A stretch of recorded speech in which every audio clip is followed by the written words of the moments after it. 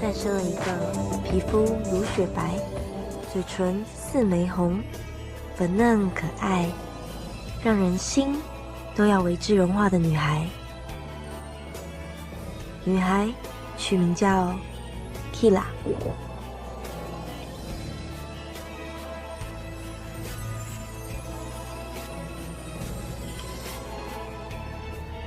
台湾吸血鬼一族的温柔爸爸，和从日本嫁过来的漂亮妈妈，还有经常从日本来看我们的外公。はい。ありがとう。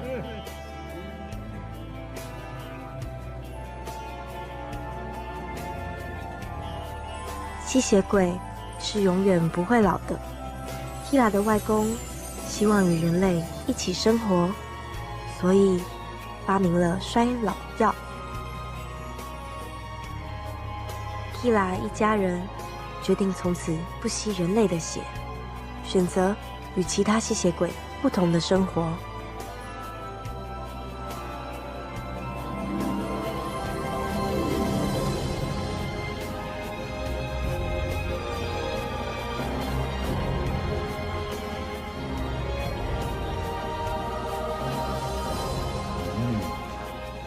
好漂亮。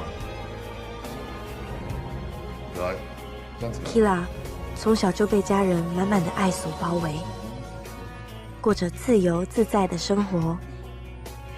好可爱。但 Kira 也会不平衡，不能控制吸血的欲望之前，家人是不会让他出家门的。